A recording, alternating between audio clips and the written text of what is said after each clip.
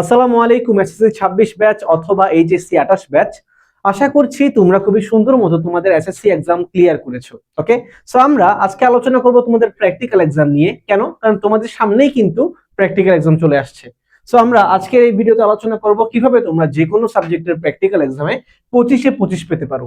তো আমরা কিছু সুপার ট্রিক্স নিয়ে আলোচনা করব যে তোমার কোন কোন বিষয়গুলো তোমার খেয়াল রাখতে হবে পরীক্ষার হলে যাওয়ার আগে বা তার আগে বা পরীক্ষার হলে পৌঁছানোর পরে বা পরীক্ষার সময়। ঠিক আছে, তাহলে চলো আমরা শুরু করি আমাদের আজকের ভিডিও।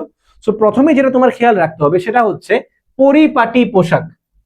পরিপাটি পোশাক মানে অবশ্যই তোমার এক্সাম হলে যাওয়ার সময় অবশ্যই তোমার স্কুল ড্রেস পরে যেতে হবে, এটা তো মাস্ট। ঠিক আছে, বাট স্কুল ড্রেসটা অবশ্যই কি হতে হবে? নিট এন্ড ক্লিন হতে হবে। দেন তোমার চুল পরিষ্কার থাকতে হবে, একদম গুছানো থাকতে হবে।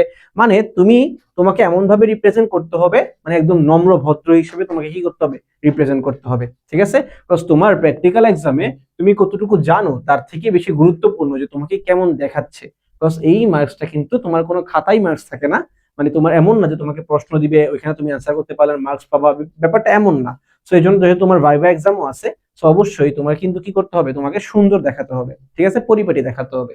তারপর 2 নাম্বার, খাতা নিয়ে যেতে হবে। কোন খাতা? যে খাতা তোমরা বিগত 2 বছর ধরে যে খাতাটা তোমরা রেডি করেছো, আহ প্র্যাকটিক্যাল গুলো লিখেছো, ওই ধরনের খাতা, ওই খাতাটা হচ্ছে তোমার কি করতে হবে? নিয়ে যেতে হবে। সো ওই খাতার ব্যাপারটা কি যে তোমার প্রথমে গিয়েই হচ্ছে ওই খাতাটা তোমার সাবমিট করতে হবে। সো ওই সাবমিট করার পরে ওই খাতায় খুব সম্ভবত 5 মার্কস আছে।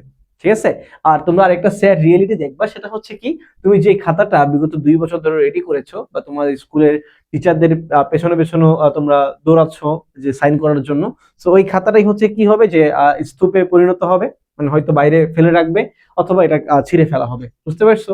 সো এই বিষয়টা দেখে হয়তো বা তোমাদের একটু খারাপ লাগতে পারে, বাট এটাই হচ্ছে তার একদম স্যাড রিয়েলিটি আর কি। সো ওই খাতাটা অবশ্যই তোমার নিতে হবে, খাতাটা তোমার এখানে সাবমিট করতে হবে। তাহলে খুব সম্ভবত ওই খাতায় তোমার 5 মার্কস আছে যদি তোমার টিচারের সাইন থাকে। ঠিক আছে, তারপর আসো বেসিক পড়ে যাবা।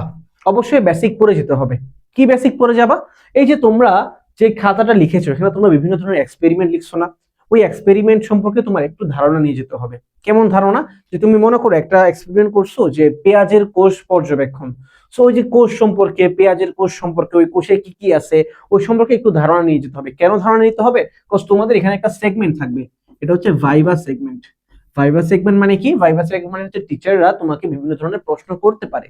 সো এটা যেন তোমাকে যদি কোনো প্রশ্ন করা হলে তুমি যেন ন্যূনতম অ্যান্সার দিতে পারো, তাই একটু প্রিপারেশন নিয়ে যেতে হবে। এখন ব্যাপারটা এমন না যে তুমি এই কোয়েশ্চেনের অ্যান্সার দিতে না পারলে তুমি 0 পাবা, পারলে 25 পাবা, ব্যাপারটা এমন না।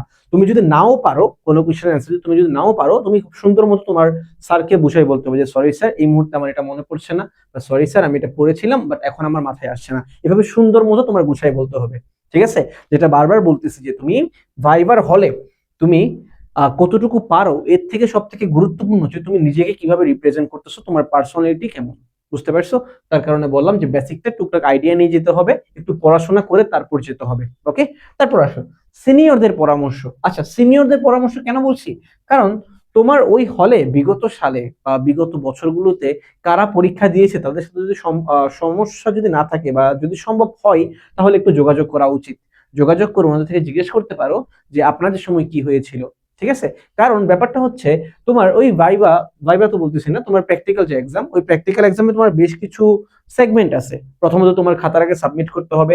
তারপর অনেক সময় দেখা যায় কি যে তোমার যে কোনো একটা প্র্যাকটিক্যাল তোমাকে করতে দিতে পারে। ঠিক আছে, আবার তারপর ভাইবা সেগমেন্ট শুরু হবে। ঠিক আছে, একজন একজনকে জিজ্ঞেস করবে। হ্যাঁ, আসলে একজন না, 3-4 জনকে একসাথে ডেকে এনে তারপর জিজ্ঞেস করা হবে। ঠিক আছে, বিভিন্ন ধরনের প্রশ্ন করা হয়। সো তো বিগত বছরগুলোতে কিভাবে ভাইবা বা কিভাবে প্র্যাকটিক্যাল হয়েছিল এই সম্পর্কে যদি তুমি একটু আইডিয়া নিতে পারো তাহলে তোমার জন্য ভালো। ঠিক আছে, তাই যদি পসিবল হয় সিনিয়রদের পরামর্শ নিবা, আর যদি পসিবল না হয় সমস্যা নেই, আমাদের আজকের এই ভিডিও থেকে ইনশাআল্লাহ সম্পূর্ণ একটা গাইডলাইন তুমি পেয়ে যাবা। ওকে, আচ্ছা আসো এবার আদব কায়দা। অবশ্যই এখানে বারবার যেটা বলতেছি যে তুমি কতটুকু জানো তার থেকে বেশি ডিপেন্ড করে তোমার আদব কায়দা কেমন এবং তুমি নিজেকে কিভাবে প্রদর্শন করতে পারছো। ঠিক আছে, যে স্যার বা ম্যামরা থাকবে ওইখানে কিন্তু 2জন স্যার বা ম্যাম থাকবে। একজন হচ্ছে ওই হলের, আরেকজন হচ্ছে তোমার বোর্ড থেকে আসবে। ঠিক আছে, সো ওনাদের কাছে তোমার কিন্তু কোনো ধরনের বেয়াদবি করা যাবে না। ঠিক আছে? কোনো ধরনের তর্ক বিতর্ক করা যাবে না, ঠিক আছে? এমন হয় যেমন আমি যখন ভাইবা দিয়েছিলাম আমার প্র্যাকটিক্যাল এক্সামে, আমার একটা জিনিস মনে পড়ে যে আমাকে একটা সংকেত জিজ্ঞেস করছিল, খুব সম্ভবত নাইট্রিক অ্যাসিডের সংকেত। তো আমি সংকেতটি বলেছিলাম, বাট টিচার বলছে যে না, এটা তো ভুল সংকেত। তো আমি কনফিডেন্ট ছিলাম যে আমারটা ঠিক আছে, বাট টিচার বলতেছে ভুল। তো এই ধরনের তোমার কিন্তু কি হতে পারে, বিভিন্ন ধরনের কন্ট্রাডিকশন থাকতে পারে। তো তোমার এখানে সুন্দর মতো আদব কায়দা অনুসারে তোমার অ্যান্সার দিতে হবে যে না স্যার, আমার মনে হয় এটা ঠিক আছে। অথবা যদি মনে করো যে তোমার না, তুমি যদি একদম কনফিডেন্ট না থাকো, তাহলে বলবা যে হয়তো স্যার তাহলে ভুল হতে পারে, আমি হয়তো বা ভুলে গেছি, ঠিক আছে? এভাবে একটু মানে পোলাইটলি অ্যান্সার দিতে হবে আর কি, ঠিক আছে? তর্ক করা যাবে না, না স্যার এটাই ঠিক আছে, এরকম বলা যাবে না। ওকে, তারপর আসছে টাকা পয়সার যে ব্যাপারটা, ব্যাপারটা একটু দুঃখজনক হলেও এটাই সত্যি যে তোমাদের ম্যাক্সিমাম যে স্কুলে, আমাদের ম্যাক্সিমাম স্কুলে কি হয় যে টাকা পয়সা একটা লেনদেনের ব্যাপার হয়, যে পার সাবজেক্ট করে বা 1200 1500 এরকম টাকাও কিন্তু অনেক স্কুলে নেই, ঠিক আছে? এখন ব্যাপারটা হচ্ছে কি, এখন যদি এমন হয় যে সবাই দিচ্ছে, তোমারও দেওয়া উচিত, ঠিক আছে? কেন উচিত? বিকজ এই নাম্বারটা আমাদের হাতে নাই বা তোমার যোগ্যতার উপর ডিপেন্ড করতেছে না, সত্যি বলতে যেটা ওইখানে হচ্ছে তোমার স্যারে যেই নাম্বারটা দিবে, ওই স্যারের ওই নাম্বারটাই কিন্তু অ্যাকসেপ্ট হবে, বুঝতে পারছো? তো আমি সর্বোচ্চ চেষ্টা করব যেন কোনো ধরনের ঝামেলা আমি না করি, কোনো ধরনের তর্ক বিতর্ক যেন আমি না করি, কোনো ধরনের প্রবলেম যেন আমি ক্রিয়েট না করি, ঠিক আছে? তাই কোনো ব্যাচ, তোমার ব্যাচমেটরা যদি দেয়, সবাই যদি দেয়, স্কুল থেকে যদি বলে দেয়, তাহলে দিয়ে দেওয়াটাই উচিত, ঠিক আছে? আর যদি প্রতিবাদ করতেই হয়, এই বিষয়টা প্রতিবাদ করার মতোই, যদি প্রতিবাদ করতে হয় ব্যাচ ওয়াইজ প্রতিবাদ করতে হবে, মানে ব্যাচের সবাই মিলে প্রতিবাদ করতে হবে। এমন যেন না হয় যে সবাই দিচ্ছে তুমি দিচ্ছ না, এটা হলে কি হবে যে সবাই মার্কস পেয়ে যাবে বাট তুমি কোনো মার্কস পাবা না, বুঝতে পারছো? তো ব্যাপারটা খুবই দুঃখজনক, বাট এটা আসলে আমাদের রিয়েলিটি, বুঝতে পারছো আশা করি। তারপর আসো যে লিখতে দিবে কি, আচ্ছা হ্যাঁ, লিখতে দিতে পারে।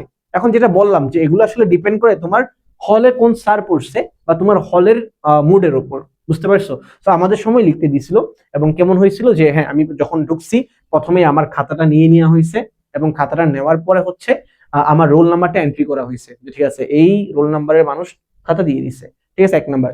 2 নাম্বার হচ্ছে আমরা সবাই গিয়ে বসছি সিটে, ওইখানে কোনো আমাদের কোনো রোল কল ছিল না বা সিট কোনো ফিক্স ছিল না, যে যেখানে ইচ্ছা বসছিলাম। তারপর হচ্ছে আমাদের একটা করে প্রশ্ন দেওয়া হয়েছে, প্রশ্নে বেশ কিছু অপশন ছিল, ঠিক আছে? মানে আমাদের একটা কোয়েশ্চেন দেওয়া হয়েছে, এই কোয়েশ্চেনে 1 2 3 4 করে অনেকগুলো প্রশ্ন ছিল। কোন প্রশ্নগুলো? যেগুলো আমরা অলরেডি খাতায় সাবমিট করছি, খাতায় যেগুলো লিখছি। যেমন মনে করো বায়োলজি, বায়োলজিতে মনে করো যে পেঁয়াজের কোশ্চেন এন্ড যতগুলো ছিল আর কি, যতগুলো পরীক্ষা আমি লিখছিলাম, ওই পরীক্ষার প্রশ্নগুলোই প্রশ্নে ছিল, ঠিক আছে? অনেকগুলো ছিল। সো ওইখান থেকে হচ্ছে সিলেক্ট করে দিই যে তুমি 1 নাম্বার, তুমি 2 নাম্বার, এভাবে বা রোল নাম্বার হিসেবে বলে দিই জোররা এত, বিজোররা এত, এত নাম্বার লিখো, এরকম লিখতে দেয় অনেক সময়। এখন লিখতে দেয়, এখানেও দুইটা ব্যাপার আছে। অনেক হলে দেখছি যে দেখে দেখে লিখতে দিছে, ঠিক আছে? খাতা দিয়ে দিছিল, দেখে দেখে লিখতে দিছে। আবার অনেক হলে না দেখে লিখতে বলছে, বুঝতে পারছো? এখন যদি দেখে দেখে লিখতে দেয়, তুমি তো পারবা, অবশ্যই পারবা। বাট যদি না লিখে লিখতে, না দেখে যদি লিখতে দেয়, তাহলে একটু ঝামেলা আছে, তাই না? বাট ঝামেলা থাকলেও তুমি চেষ্টা করবে কিছু না কিছু লিখে আসার, ঠিক আছে? খাতা খালি রাখবা না, বুঝতে পারছো? খাতা খালি রাখা যাবে না। তুমি যদি মনে করো তোমাকে না দেখে লিখতে দিচ্ছে এবং তুমি জীবনে পড়োই নেই, ঠিক আছে, তাও তোমার যা মাথায় আসে লিখে দিবা, ঠিক আছে? আলাদা খাতা দেওয়া হবে, ওই খাতাটা ফিল আপ করে দিয়ে আসতে হবে, বুঝতে পারছো? তাহলে এটা তোমাকে লিখতে দিতে পারে, আবার অনেক সময় নাও দিতে পারে, ঠিক আছে? আচ্ছা, তারপর আসো ভাইবা। ভাইবার পরে যেটা বলতেছিলাম যে তোমাদের 3 জন 4 জনকে একসাথে একসাথে সামনের দিকে ডাক দিবে। টিচার্স অবশ্যই সামনে বসে থাকবে চেয়ারে, সামনে ওনাদের সামনে হচ্ছে টুল থাকবে, ওই টুলে হচ্ছে তোমাদেরকে ডাক দিবে, এবং 3 জন 4 জনকে একসাথে ভাইবা নিবে। ভাইবাটা কি?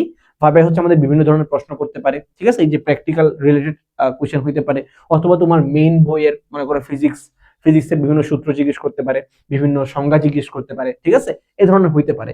আরেক ধরনের হইতে পারে ভাইবা, সেটা হচ্ছে যেমন বায়োলজিতে এমন হয় যে বিভিন্ন ইকুইপমেন্ট ওনাদের টেবিলে থাকবে, ঠিক আছে? আমার মনে পড়ে আমরা যখন ভাইবা দিচ্ছিলাম, তখন হচ্ছে আমাদের রুমে হয়নি, বাট আমাদের পাশের রুমে আর কি, আমার কিছু ফ্রেন্ড থেকে শুনছিলাম যে ওইখানে আমাদের অনুবীক্ষণ যন্ত্র ছিল, এন্ড অনেকজনকে এটা টেস্টিং করতে বলছিল, মানে অনুবীক্ষণ যন্ত্র কোন পার্টের নাম কি এগুলো জিজ্ঞেস করছিল।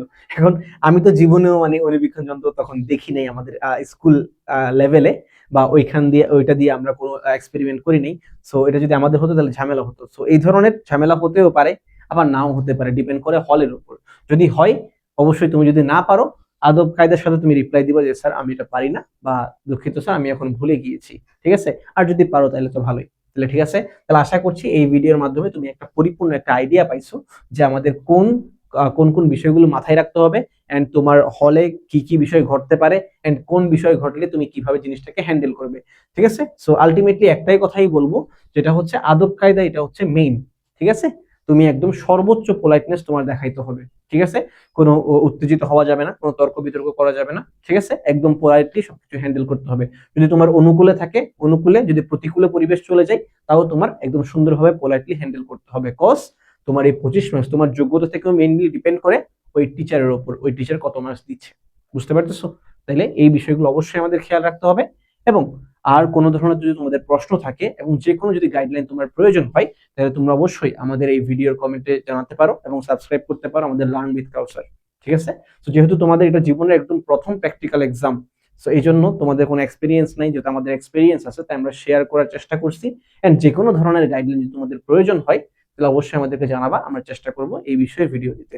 ঠিক আছে, তাহলে আজকে এই পর্যন্তই, দেখা হবে আমাদের নেক্সট ভিডিওতে। সবাই সুস্থ থাকবা, ভালো থাকবা। আসসালামু আলাইকুম।